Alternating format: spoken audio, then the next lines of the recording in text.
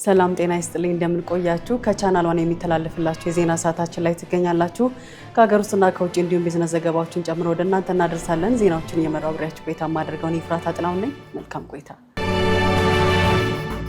ኢትዮጵያና አሜሪካ ስትራቴጂካዊና ወታደራዊ አጋርነታቸውን ለማደስ ተስማሙ የፌዴራል መከላከያ ሚኒስትር አይሻ መሐመድ ከአሜሪካ አፍሪካ አዛዥ ጀነራል ዳግቪን አንደርሰን ጋር ባደረጉት ውይይት የሁለቱን ሀገራት ብሔራዊ ጥቅም የሚያስጠብቁ ስምምነቶች ላይ ደርሰዋል። ለዝርዝሩ አናውል ተስፋ ግንኙነቱ በምስራቅ አፍሪካ ካለው ጂኦፖለቲካዊ ለውጥ አንጻር ወሳኝ እንደሆነ ተገልጿል። የአየር ኃይልን አቅም በዘመናዊ ቴክኖሎጂ መገንባት እንዲሁም በባብ አልመንደብ እና በቀይ ባህር አካባቢ ያለውን የጸጥታ ስጋት በጋራ መከላከል የስምምነቱ ዋና የትኩረት ነጥቦች መሆናቸው ታውቋል። በተጨማሪም በስትራቴጂካዊ አጋርነት ወታደራዊ ግንኙነትን ከግጭት መከላከል ባለፈ ወደ ዘላቂ የጋራ ብሔራዊ ጥቅም ማሳደግን ያካትታል። ኢትዮጵያና አሜሪካ ከፈረንጆች 1903 ጀምሮ ከ120 ዓመታት በላይ የቆየ ዲፕሎማሲያዊ ግንኙነት አላቸው። አሜሪካ ከሳራ በታች ባሉ ሀገራት መጀመሪያ የዲፕሎማሲያዊ ግንኙነት የመሰረተችው ከኢትዮጵያ ጋር መሆኑ መረጃዎች ያሳያሉ። ባለፉት 6 ወራት የጤና ተቋማት የ8 ቢሊዮን ብር የመድኃኒት ግዢ መፈጸማቸው ተገለጸ። የኢትዮጵያ መድኃኒት አቅራቢ አገልግሎት ዋና ዳይሬክተር ዶክተር አብዱልቃድር ገልገለው እንደተናገሩት ውል በተገባለት የአቅርቦት ስርዓት መሰረት ከ5000 በላይ ተቋማት ጋር ውል በመግባት መድኃኒት እየቀረበ መሆኑን ተናግረዋል። በበጀት ዓመቱ የጤና ተቋማት መድኃኒት ከ20 ቢሊዮን ብር በላይ የሚገመት መድኃኒት ይገዛል ተብሎ ይጠበቃል ያሉት ዋና ዳይሬክተሩ በውል መሰረት መድኃኒት ለማቅረብ ጥረት እየተደረገ ነው ብለዋል። የኢትዮጵያ መድኃኒት አቅራቢ አገልግሎት የጤና ተቋማት የገጠማቸውን የሕክምና መሳሪያዎች እጥረት ለማሟላት እንዲቻል በዘንድሮ ዓመት 290 የደም መመርመሪያ መሳሪያ በተመጣጣኝ ዋጋ ለጤና ተቋማት ማቅረቡን ተናግረዋል።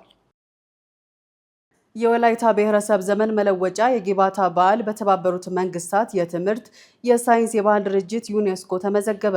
በዓሉ በተባበሩት መንግስታት የትምህርት የሳይንስና የባህል ድርጅት መመዝገቡን ተከትሎ ሀገራዊ የደስታ ማብሰሪያ መርሃ ግብር በወላይታ ሶዶ ከተማ ተካሂዷል። ለዝርዝሩ ሄሮዳት ንጉሴ የቱሪዝም ሚኒስቴር ሰላማዊት ካሳ አገራችን ኢትዮጵያ የበርካታ ብሔር ብሔረሰቦችና ህዝቦች መገኛ ስትሆን ይህን ተከትሎ የብሔር ብሔረሰቦቿና የህዝቦቿ መገለጫ የሆኑ እልፍ ባህላዊ ቅርሶች ባለቤትም ነች ያሉት ዋና ዳይሬክተሯ የጊፋታ በዓል የወላይታ ህዝብ መገለጫ የማይዳሰስ ባህላዊ ቅርስ ህያው የሀገሪቱና የዓለም ሀብት ነው ብለዋል። በዓሉ ስለ ሰላም የሚሰበክበት፣ የተጣሉ የሚታረቁበት፣ ሳይገናኙ የቆዩ የቤተሰብ አባላትና ዘመድ አዝማድ የሚገናኙበትና አቅመ ደካሞች የሚደገፉበት፣ በሃይማኖት፣ በጾታ፣ በእድሜ፣ በኑሮ ደረጃ የሚገኙ ልዩነቶች ሳይደረጉ ሁሉም የማህበረሰብ ክፍል የሚያከብረው በመሆኑ ማህበራዊ ግንኙነትን ከማጠናከርና ሰላምን ከማምጣት አንጻር ትልቅ አስተዋጽኦ ያለው በዓል ነውም ተብሏል። የዚህ ቅርስ በሰው ልጆች ወካይ የማይዳሰስ ቅርስ ዝርዝር ውስጥ በተባበሩት መንግስታት የትምህርት ሳይንስና ባህል ድርጅት ዩኔስኮ መመዝገብ ሀገራችን ኢትዮጵያን በመልካም ገጽታ ለመላው ዓለም ለማስተዋወቅ የሚያስችለን መሆኑ በህዝቦች መካከል የባህል ትስስርን ይፈጥራል። የቅርሱ ባለቤት በሆነው የወላይታ ህዝብ ዘንድ ያለውን አክብሮት፣ አንድነት፣ ወንድማማችነት አጉልቶ ለማስቀጠል ያግዛል ብለዋል። የጊፋታ በዓል ዓለም አቀፍ እውቅናን እንዲያገኝና የሰው ልጅ የጋራ ቅርስ ተደርጎ እንዲወሰድ ከማድረግም ባሻገር በክልሉ ቱሪዝምን በማስፋፋት የኢኮኖሚ ምንጭ እንዲሆን መንገድ ይከፍታል። የኢትዮጵያን የባህል ብዝሃነት ለዓለም በማስተዋወቅ ረገድ የማይተካ ሚናን ይጫወታል ተብሏል። ጅጅጋ የምስራቅ አፍሪካ ታዳጊ ኢኮኖሚ መግቢያ መንገዶች አንዷ ለመሆን እየሰራች ነው። የጅጅጋ ከተማ ከንቲባ ሻፊ አህመድ የከተማ ዋና የመሰረተ ልማት ግንባታዎችን በማስመልከት እንደተናገሩት ከተማዋ በምስራቅ አፍሪካ ምቹ ኢንቨስትመንትና ኢኮኖሚ ማዕከል እየሆነች እንደሆነ ገልጸዋል። የአየር ማረፊያ ግንባታ፣ የሪዞርት ማስፋፊያዎችና ሌሎች ተቋማዊ ልማቶችን ጨምሮ ጅጅጋን በክልሉ እያደገች ያለች የኢኮኖሚ መግቢያ በር እንደሆነች መታቀዱ ጠቁመዋል። ከኢትዮጵያ ኢኮኖሚ ለውጥ ጋር ተያይዞ ጅጅጋ ከጎረቤት ሀገራት እንደ ሶማሊያ፣ ጅቡቲና ኬንያ እንዲሁም የመካከለኛው ምስራቅ ሀገራት የንግድ ድርጅቶች አስተማማኝ መዳረሻ ለመሆን የሚያስችል የ10 ዓመት ስትራቴጂክ እቅድ ተዘጋጅቷል። የጅጅጋ ደረቅ ወደብ ዲዛይኑ መጠናቀቁና ከተማዋ በቀጣይ ዓመታት ቀዳሚ የሎጂስቲክ ማዕከልና ለምስራቅ አፍሪካ ሀገራት ምቹ የኢኮኖሚ ማዕከል ትሆናለች ተብሎም ይጠበቃል። በሰው ልጅ ንግድና በ2 ቢሊዮን ብር ህገወጥ የገንዘብ ዝውውር የተጠረጠሩ 28 ግለሰቦች ተከሰሱ። የፌዴራል ፖሊስ 1800 ሰዎችን በማዘዋወርና ከ2 ቢሊዮን ብር በላይ ከግል ተበዳዮች አሰባስበዋል የተባሉ 28 ግለሰቦች ላይ በፌዴራል ከፍተኛ ፍርድ ቤት ልደታ ምድብ ወንጀል ችሎት ክስ መመስረቱን አስታውቋል። ለዝርዝሩ አማሩ ገብሩ የፍትህ ሚኒስቴር አቃቤ ሕግ እንዳስረዳው ክሱ የቀረበው በሊቢያ መስመር በሰው ልጅ የሚነግዱ ዋና አዘዋዋሪዎች ላይ ትኩረት ተደርጎ በተካሄደ ምርመራ ነው። ተከሳሾቹ ግለሰቦችን በሊቢያ በኩል ወደ አውሮፓ ገብተው የተሻለ ኑሮ እንደሚኖሩ በማሳመን በህገ ወጥ መንገድ ከሀገር በማስወጣትና ሊቢያ ውስጥ በመጋዘን በማገድ ቤተሰቦቻቸው ላይ ከፍተኛ የገንዘብ ክፍያ ጫና ሲያደርጉ እንደነበር ተገልጿል። በተከሰሱት 8 ገንዘብ ሰብሳቢዎች አማካኝነት ብቻ ከ2 ቢሊዮን 160 ሚሊዮን ብር በላይ እንደተሰበሰበ የአቃቤ ሕግ የክስ መዝገብ ያሳያል። በዚህም ከባድ የሰው ልጅ ንግድ ወንጀል፣ በወንጀል ድርጊት የተገኘን ገንዘብ ወይም ንብረት ህጋዊ አስመስሎ በማቅረብ ሽብርተኝነትን በገንዘብ መርዳትን የመከላከልና መቆጣጠር አዋጅን በመጣስ እንዲሁም ህገወጥ የሐዋላ ስራ በመስራት ሀብት የማሸሽ ወንጀሎች ክስ ተመስርቶባቸዋል። በምርመራው ከተለዩት 1800 ሰዎች መካከል የ85ቱ ማንነት የተለየ ሲሆን የ2 ሰዎች ህይወት ማለፉን፣ 2 ሰዎች ለበሽታ መዳረጋቸውንና 15 ሰዎች ደግሞ የደረሱበት እንዳልታወቀ አቃቤ ሕግ በዝርዝር አቅርቧል። መንግስት በቤቶች ልማት ላይ ያለውን የፋይናንስ ችግር ለመፍታት የሞርጌጅ ባንክ መልሶ ማደራጀት አለበት ሲሉ ፕሮፌሰር መሐመድ አብዶ ገለጹ። በህዝብ ተወካዮች ምክር ቤት የከተማ መሰረተ ልማትና ትራንስፖርት ጉዳዮች ቋሚ ኮሚቴ ሰብሳቢ ፕሮፌሰር መሐመድ አብዶ እንደገለጹት የቤት ችግርን ሙሉ በሙሉ መፍታት ባይቻልም በሌሎች ሀገራትም ችግሩን ለመፍታት ከሚጠቀሙባቸው ዘዴዎች አንዱ የቤት ብድር ባንክ አገልግሎት መሆኑን ጠቅሰው መንግስት አዲስ ከማዋቀር ይልቅ የነበረውን የኮንስትራክሽን ባንክ መልሶ ማደራጀት እንዳለበት ገልጸዋል። ዜጎች ተደራጅተው በረጅም ጊዜ ክፍያ የቤት ባለቤት ሊሆኑ የሚችሉበት የባንክ አገልግሎት በመሆኑ ዘርፈ ብዙ ጠቀሜታ እንዳለው አመላክተዋል።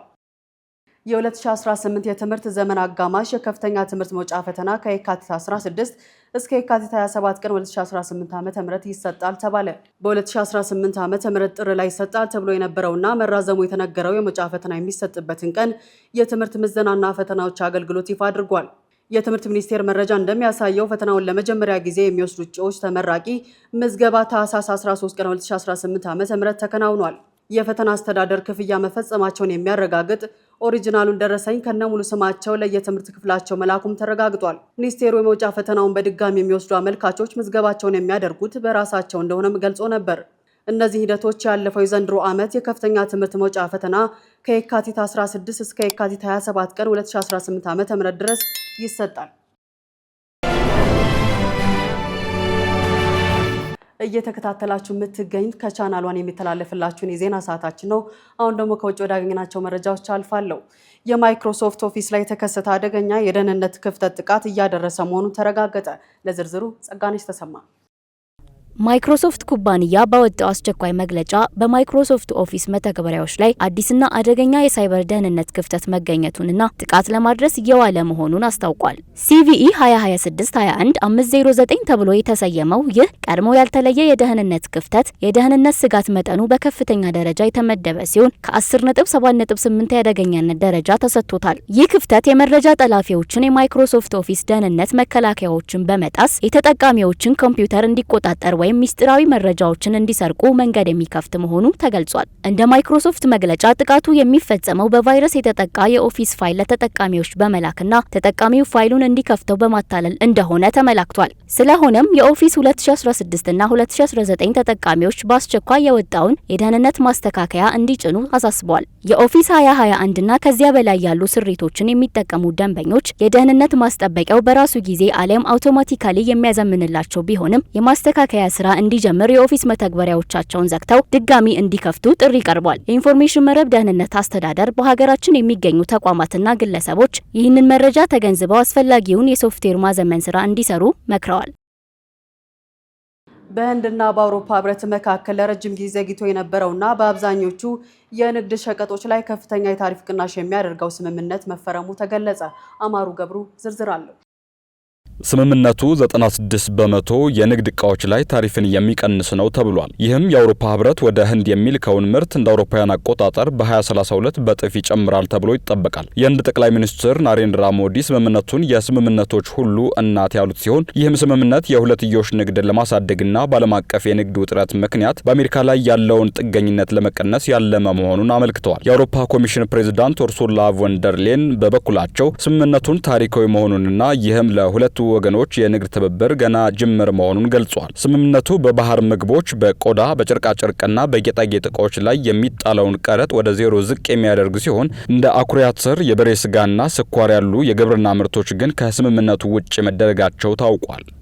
የቻይና ኢንጂነሮች በሰው ሰራሽ አስተውሎት የሚታገዝ አእምሮ ለሮቦቶች ሰሩ። የቻይና ኢንጂነሮች ሮቦቶች ስሜትን እንዲረዱና እንዲገነዘቡ የሚያስችላቸውን በሰው ሰራሽ አስተውሎት የሚታገዝ አእምሮ መግጠማቸውን ሲጂቲኤን ዘግቧል። ሀገሪቱ በአሁኑ ወቅት ከ2 ሚሊዮን በላይ የኢንዱስትሪ ሮቦቶችን ጥቅም ላይ እያዋለች ነው።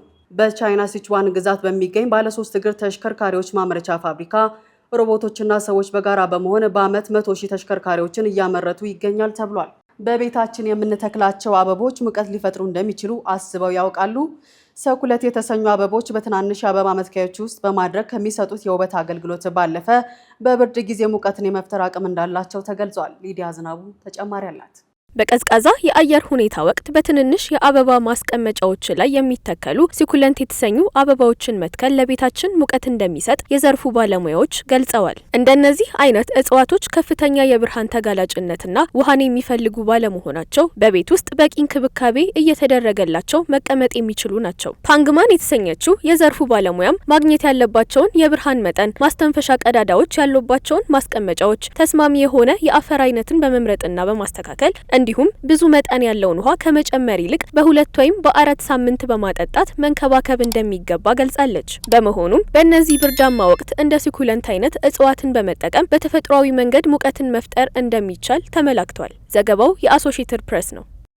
በመላው አውሮፓ በእናቶችና የአእምሮ ጤና ላይ የተንሰራፋውን ቀውስ በተመለከተ የወጣ አዲስ ጥናት ከአውሮፓ እናቶች 2/3 የሚሆኑት የአእምሮ ጫና እንዳለባቸው እንዲሁም ከፍተኛ ቁጥር ያላቸው እናቶች ለጭንቀት፣ ለድብርትና ለከባድ የስራ ጫና ተጋላጭ መሆናቸው ተመላክቷል። ለዝርዝሩ ሊዲያ ዝናቡ።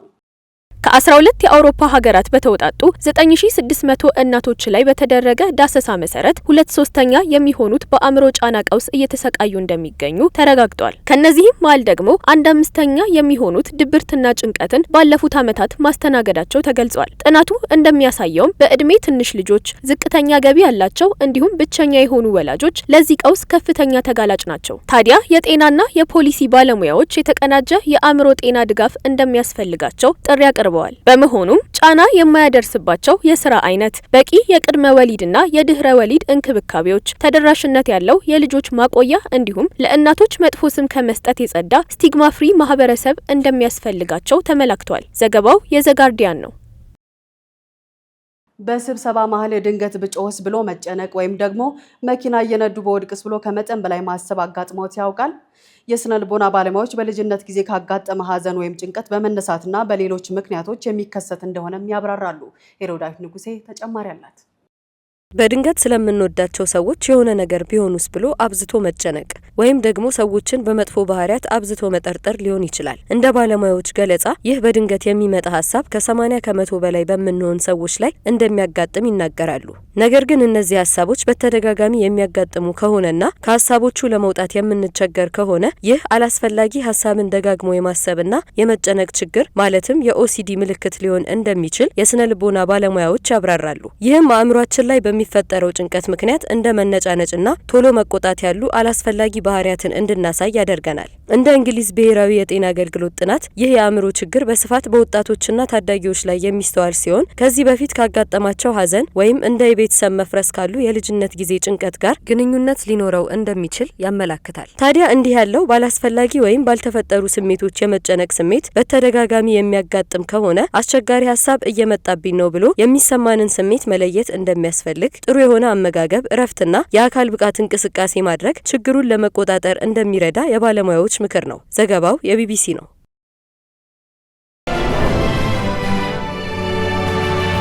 አሁን ደግሞ ሳምንቱን በታሪክ የምንቃኝበት ሰዓታችን ላይ ትገኛላችሁ። የዛሬዋ ዕለት 40 ዓመት የኋሊት ወስዳ ታሪክን ትዘክራለች።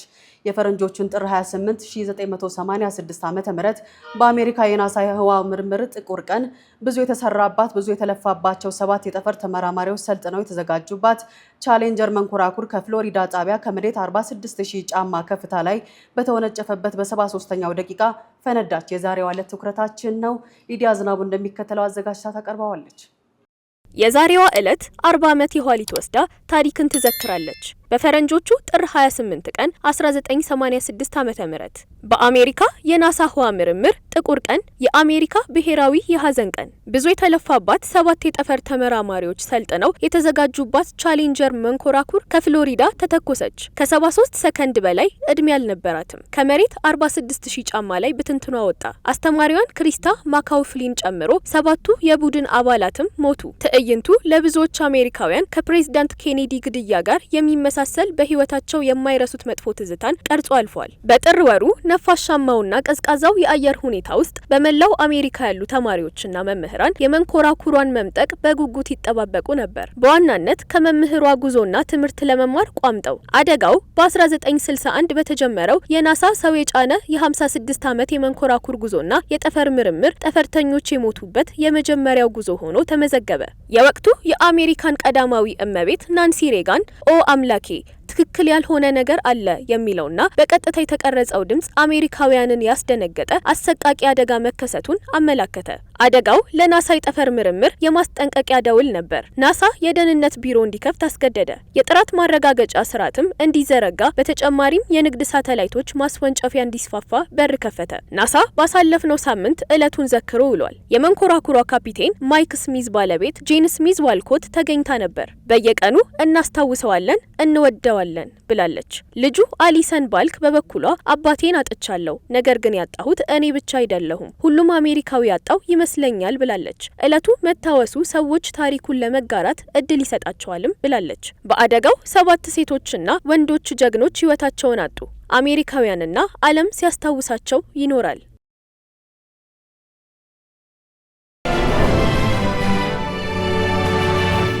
ወደ ቢዝነስ ዘገባዎች አልፋለሁ። ኢትዮጵያ ንግድ ባንክ ከዲጂታል አገልግሎቶች መስፋፋት ጋር ተያይዞ የሚመጡ የሳይበር ጥቃቶችና ማጭበርበር ድርጊቶችን ለመከላከል ሰው ሰራሽ አስተውሎት የሚጠቀም አዲስ የደህንነት ስትራቴጂ ተግባራዊ ሊያደርግ መሆኑን አስታወቀ። ለእነዚህና ሌሎች የቢዝነስ ዘገባዎች ማን ይደመላሽ።